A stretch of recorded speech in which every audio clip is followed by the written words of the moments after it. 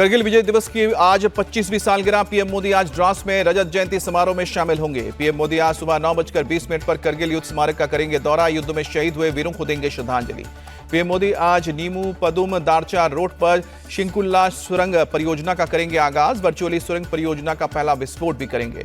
नीमू पदुम Darcha road पर 15,800 feet की ऊंचाई पर तैयार की जाएगी दुनिया की सबसे ऊंची सुरंग। लेग होकर मौसम के जरिए मात देकर कनेक्टिविटी बेहतर होगी। शिंकुल्ला सुरंग के निर्माण से सेना और उनके उपकरणों की तीव्र आवाजाही होगी। सुनिश्चित लद्दाख में आर्थिक और सांस्कृतिक विकास को भी बढ़ावा मिलेगा।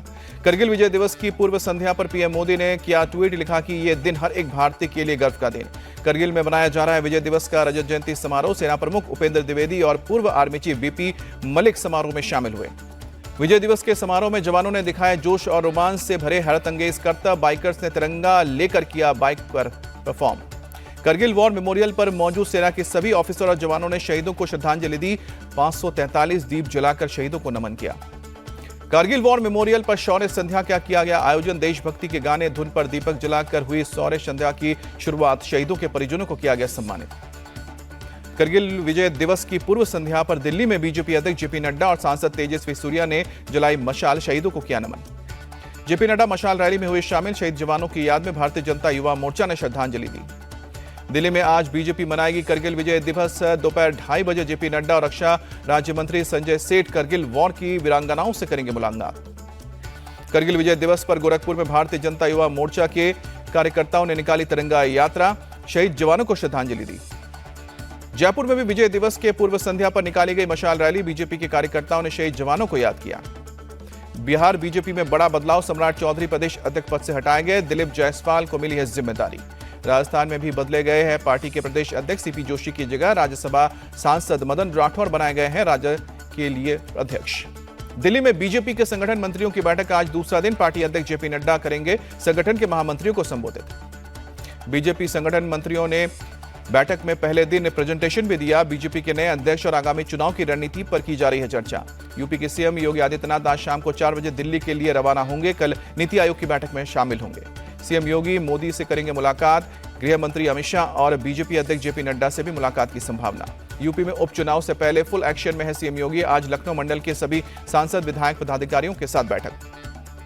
सीएम योगी की बीजेपी विधायकों के साथ मैराथन मीटिंग। गुरुवार को मेरठ और प्रयागराज के एमएलए से मुलाकात की।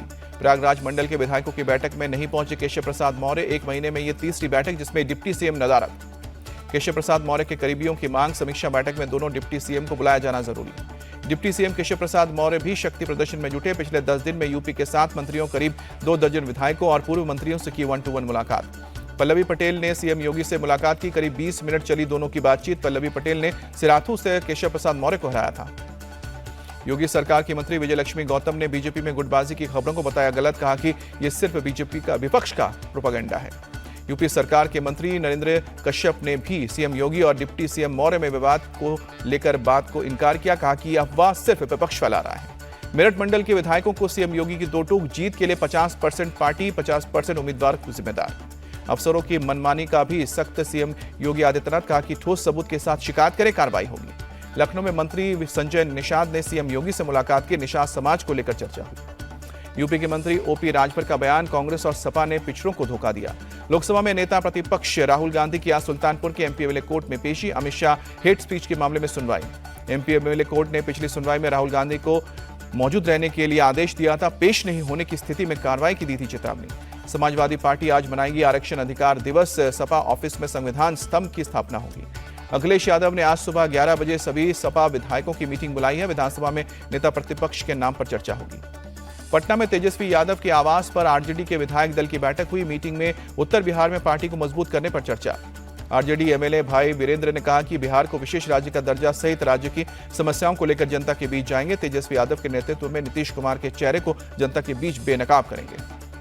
राजस्थान विधानसभा में कांग्रेस एमएलए श्रवण कुमार की बाबाओं पर टिप्पणी पर भड़के बीजेपी विधायक बाबा बालकनाथ। कहा कि घर से बाहर नहीं निकलने दूंगा। श्रवण कुमार ने विधानसभा में आसाराम और राम रहीम का हवाला देते हुए कहा था कि देश का सबसे ज्यादा भट्टा बाबाओं ने बैठाया है। आम आदमी पार्टी के सांसद राघव चड्ढा की मांग। महाराजा रणजीत सिंह जी का सोने का सिंहासन भारत लाया जाए। लंदन के विक्टोरिया एल्बर्ट म्यूजियम में रखा गया है सिंहासन। महाराष्ट्र विधानसभा चुनाव अकेले लड़ेगी एमएनएस। राज ठाकरे बोले 200 से 250 सीटों पर लड़ेंगे चुनाव। राज ठाकरे की कार्यकर्ताओं से चुनाव की तैयारी की अपील, कहा कि हमें सत्ता में बैठना है। राज ठाकरे के ऐलान पर शरद गुट का तंज, जितेंद्र हवाड बोले कि उनके परिवार को भी नहीं पता कब वो बदल जाएंगे। सीएम ममता बनर्जी के नीति आयोग की बैठक में शामिल होने पर सस्पेंस, गुरुवार को नहीं पहुंची दिल्ली। पंजाब के सीएम ने भी नीति आयोग की बैठक का किया बहिष्कार, 27 जुलाई को होनी है मीटिंग। झारखंड विधानसभा अध्यक्ष का बड़ा फैसला, दल बदल विरोधी कानून के तहत 2 विधायकों को अयोग्य ठहराया गया। राष्ट्रपति भवन के दरबार और अशोक हॉल का नाम बदला, अब गणतंत्र मंडप और अशोक मंडप कहलाएंगे।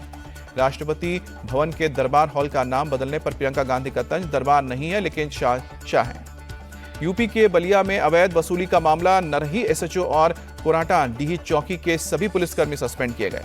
मामले में 2 पुलिसकर्मी समेत 18 लोग अरेस्ट, एडीजी वाराणसी जोन एवं डीआईजी आजमगढ़ ने की कार्रवाई।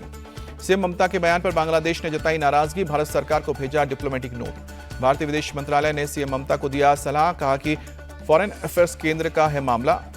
बांग्लादेश हिंसा पर सीएम ममता ने कहा था कि अगर वहां के असहाय लोग शरण मांगेंगे तो बंगाल में शरण देंगे। अंडमान निकोबार के नए डीजीपी होंगे HAS धालीवाल, फिलहाल दिल्ली ट्रैफिक पुलिस के स्पेशल सीपी हैं। एनटीए में नीट यूजी का संशोधित फाइनल रिजल्ट जारी किया गया, काउंसलिंग की नई तारीख जल्द घोषित होने की संभावना। यूपी पुलिस भर्ती परीक्षा की नई तारीखों का ऐलान, 23 से लेकर 31 अगस्त के बीच 5 दिन होगी परीक्षा। हापुड़ के सभी सरकारी और प्राइवेट स्कूल आज से 2 अगस्त तक बंद रहेंगे, कांवड़ यात्रा की वजह से फैसला लिया गया। दिल्ली के सदर बाजार इलाके में एक शख्स की करंट लगने से मौत, बारिश के पानी में बिजली के तार पड़े होने से फैली थी करंट। कोलकाता में हॉकर संगठनों का ममता बनर्जी सरकार के खिलाफ विरोध प्रदर्शन, फुटपाथ से हॉकर्स को हटाने के खिलाफ कर रहे हैं प्रदर्शन।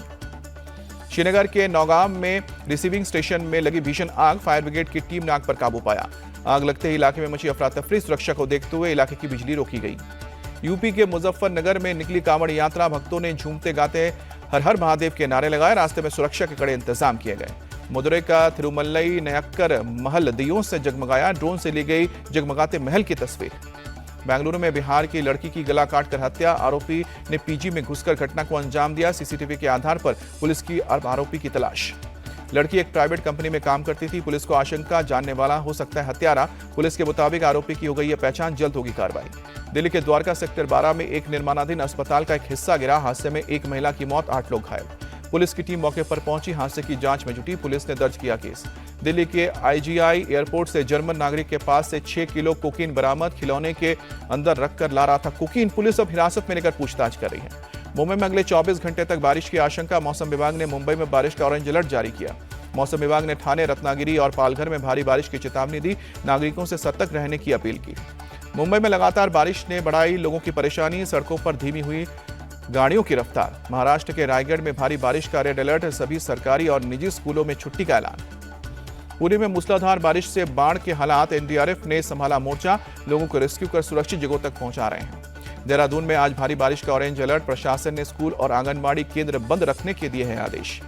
गुजरात के सूरत में बाढ़ प्रभावित इलाकों को अब सुरक्षित करने के लिए मंत्री मुकेश पटेल पहुंचे, लोगों की सुरक्षा और सुविधाओं को लेकर एनडीआरएफ को निर्देश भी दिए। वडोदरा में काला घोड़ा ब्रिज बंद किया गया, विश्वामित्री नदी का लगातार जलस्तर बढ़ने के चलते सुरक्षा के मद्देनजर फैसला लिया गया। पेरिस ओलंपिक की लाइव महाकवरेज के लिए इंडिया टीवी तैयार, संवाददाता समीप राजगुरु पहुंचे पेरिस, हर एक अपडेट सबसे पहले मिलेगी सिर्फ इंडिया टीवी पर। ओपनिंग सेरेमनी में पीवी सिंधु और शरत कमल भारत के फ्लैग बेरर होंगे, दोनों खिलाड़ी खेल रहे हैं अपना 5वां ओलंपिक। वुमेन्स एशिया कप के सेमीफाइनल मुकाबले आज भारत और बांग्लादेश के बीच होगी टक्कर, दाम्बुला में दोपहर 2 बजे शुरू होगा मुकाबला। बांग्लादेश के खिलाफ सेमीफाइनल में भारत का पलड़ा भारी, दोनों टीमों ने अब तक कुल 13 T20 मैच खेले, 11 मैच भारत ने जीता, 2 मैच बांग्लादेश ने। भारत और श्रीलंका के बीच T20 सीरीज कल से शुरू होगी, शाम को 7 बजे से पलेक्कल के मैदान में शुरू होगा मुकाबला। सूर्य कुमार यादव की कैप्टनसी में खेलेगी टीम इंडिया। पहले T20 मुकाबले में शुभमन गिल और जायसवाल कर सकते हैं ओपनिंग, रिंकू सिंह या फिर रियान पराग में से किसी एक की हुई है प्लेइंग 11 में मिल सकता है मौका।